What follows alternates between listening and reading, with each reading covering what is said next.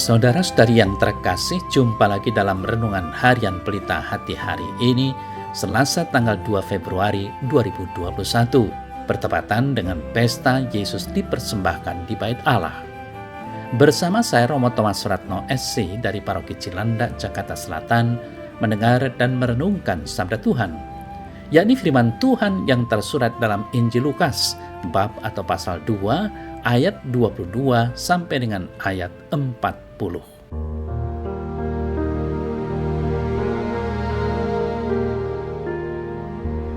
Ketika genap waktu pentahiran menurut hukum Taurat Musa, Maria dan Yusuf membawa anak Yesus ke Yerusalem untuk menyerahkannya kepada Tuhan.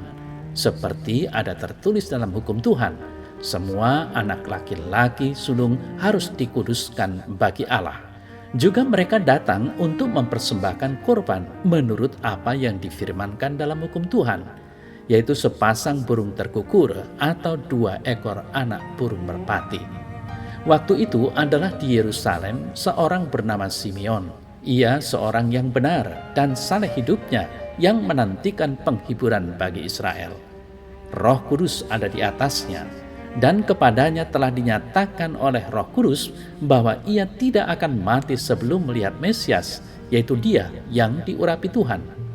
Atas dorongan Roh Kudus, Simeon datang ke Bait Allah ketika anak Yesus dibawa masuk oleh orang tuanya untuk melakukan kepadanya apa yang ditentukan hukum Taurat.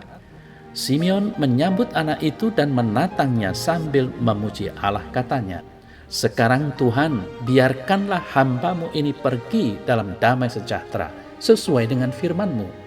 Sebab mataku telah melihat keselamatan yang daripada-Mu, yang telah Engkau sediakan di hadapan segala bangsa, yaitu terang yang menjadi pernyataan bagi bangsa-bangsa lain, dan menjadi kemuliaan bagi umat-Mu Israel." Yusuf dan Maria amat heran akan segala sesuatu yang dikatakan tentang anak Yesus.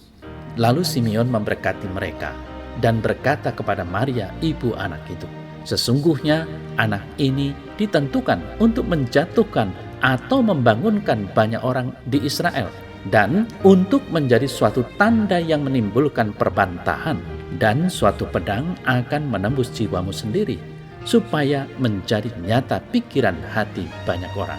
Ada juga di situ seorang nabi perempuan, anak Fanuel dari suku Asher, namanya Hana.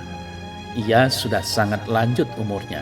Sesudah menikah, ia hidup 7 tahun bersama suaminya, dan sekarang ia sudah janda, berumur 84 tahun.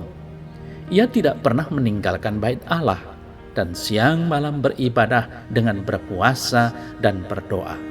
Pada saat anak Yesus dipersembahkan di Bait Allah, Hana pun datang ke Bait Allah dan bersyukur kepada Allah serta berbicara tentang anak Yesus kepada semua orang yang menantikan kelepasan untuk Yerusalem.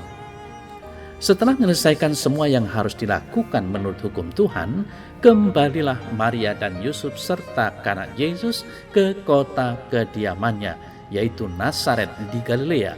Anak itu bertambah besar dan menjadi kuat, penuh hikmat, dan kasih karunia Allah ada padanya.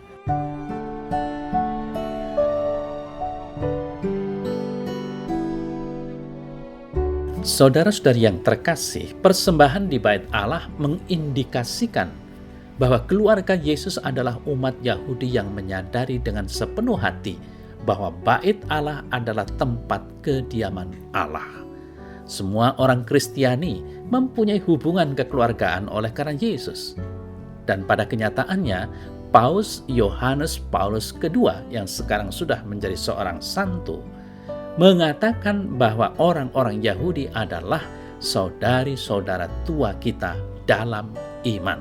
Saudara-saudara yang terkasih, orang-orang yang menerima Yesus bukanlah orang-orang kaya atau berkuasa.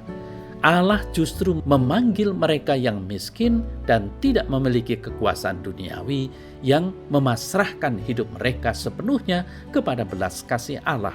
Merekalah kaum Anawim. Yusuf si tukang kayu dari Nazaret dan Maria istrinya yang muda belia, sedemikian pula Simeon dan Hana, para lansia yang telah melayani Yahweh dengan setia sepanjang hidup mereka.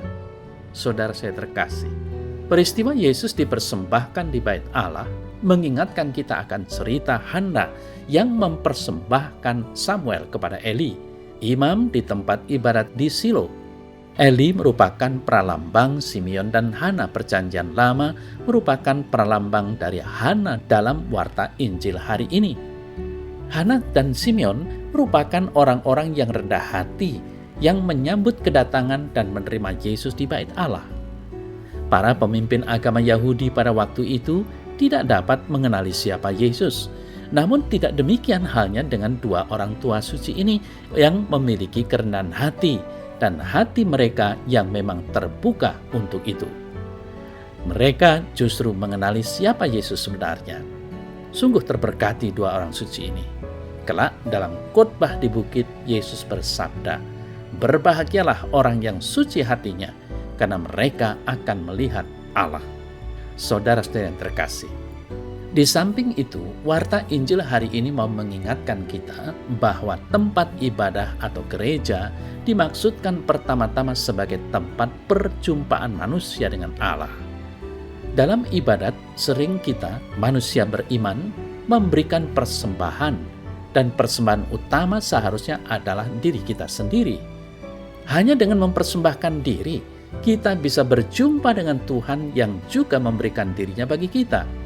Karena itulah, Yesus dipersembahkan dalam bait Allah sebagai model bagi kita agar berani mempersembahkan diri kepada Tuhan. Selain bertemu dengan Tuhan dalam kegiatan ibadat, saudara-saudari yang terkasih, kita pun mengalami perjumpaan dengan sesama. Di sana kita berbagi pengalaman akan kasih dan kehendak Allah. Dan inilah yang dialami oleh Yusuf dan Maria ketika mereka bertemu dengan Simeon dan Hana. Perjumpaan sesama manusia oleh Tuhan selalu melahirkan sukacita. Melalui perjumpaan itu pula kita kerap diteguhkan untuk menyelami dan melaksanakan rencana dan kehendak Allah dalam hidup.